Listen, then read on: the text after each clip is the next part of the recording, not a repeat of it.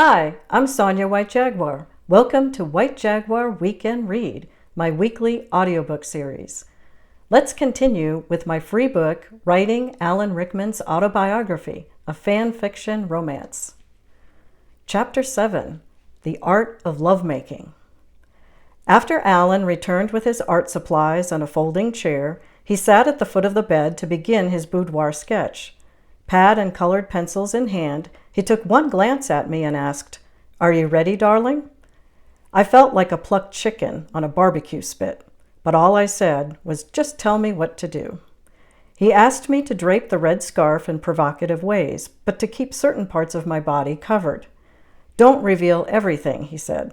"You want to keep an air of mystery. Leaving room for the imagination to fill in some blanks is more tantalizing. From an art perspective, it draws people in.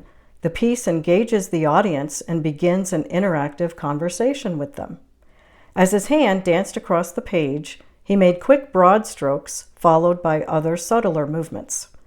"You're using your body to communicate with me. You're saying, 'I'm beautiful, I'm desirable, and I own my power as a woman.'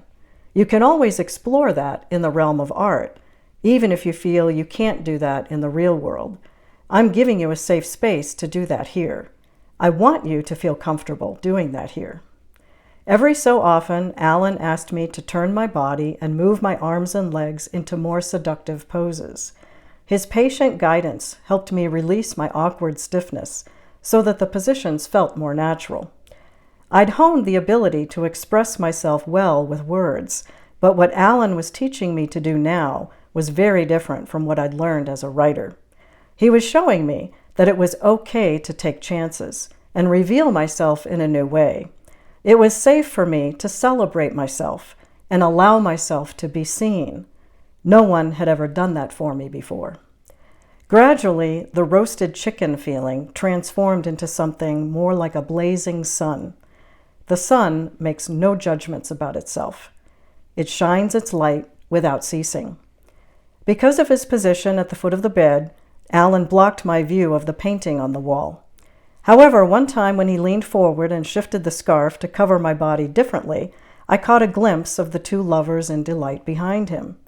Responding to the shift in my gaze, he leaned back to block the painting again, as if the image had made him feel self-conscious. "You are a sensual man," I said. He sketched for a few moments in silence before speaking again. "Sex is part of the human experience. I need it like anyone else, really. We all need to be loved and held and stroked. We need to feel needed, don't you?" "Of course," I replied.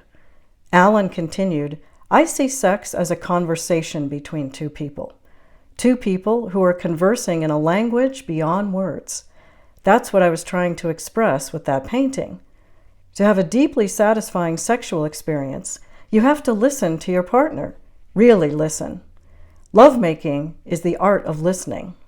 It's the art of understanding your partner, and your partner understanding you.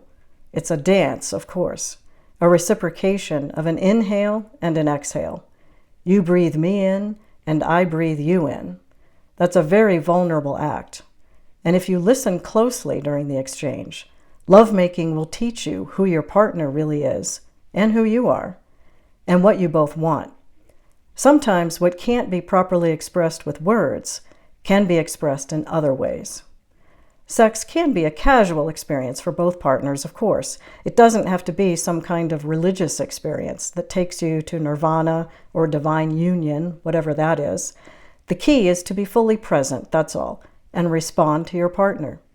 It's not much different from acting, really.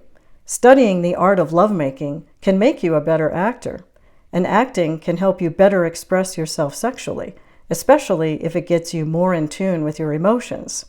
Art can have that effect as well. He pointed over his shoulder to the painting behind him. It all comes down to the expression of emotion and how well that is communicated to another person. I understood what Alan was saying. I said, "Yes, I agree with you. Since I met you, I've been trying to be fully present with you and listen closely." "I know," he said quietly. After a moment, he continued, "I need compassion. I need acceptance. I need to know that I'm not crazy. and that my work means something in the world, that I'm not speaking empty words every time I stand in front of an audience. So much is lost on people because art, in whatever form, can too easily be dismissed as meaningless, or worse, irrelevant. Why is it that what the whole world so desperately needs to hear only seems to resonate with a few people? I couldn't answer that question. I'd learned so much from Alan during our time together, but what I remember most about that first night of intimacy was his profound loneliness. It wasn't the loneliness of social isolation or lack of love. On the contrary, Alan was one of the most gregarious people I'd ever met. He was beloved by friends, industry associates, and fans around the world. His loneliness resided on a much deeper level. It was the loneliness of an artist. It stemmed from seeing the world as it really was, wishing he could make things better, and knowing he was powerless to do so. As a writer, I could relate all too well, although I didn't know what I could possibly say to comfort him, since that kind of loneliness wasn't curable. Nevertheless, I recognized that sharing this side of himself was an act of vulnerability. Too many men I'd known before him weren't capable of that. We were both baring our naked selves to each other. Were we being foolish? Two people who were groping for meaning and purpose in life and kidding themselves into thinking that love could make a difference? I gazed up at the lovers on the wall behind Alan one more time. Tired of the torment it triggered in me, I decided I hated the painting. And that was okay. After all, I didn't enjoy all of Alan's films either. At this point, I realized how important it is to let artists be artists. Art is a powerful form of healthy self-expression and just as necessary to our well-being as love and intimacy. Maybe that freeing thought was what I needed to help me see that I didn't have to agree with Alan about everything in order to have a relationship with him. I needed only to accept him as he was. So I tried to meet him where he was and give him what I could, even if it wasn't what he needed. In retrospect, I don't know, maybe it was exactly what he needed, or maybe it was what I needed. I sat up and allowed the scarf to fall off me onto the bed. "Forget the sketch," I whispered.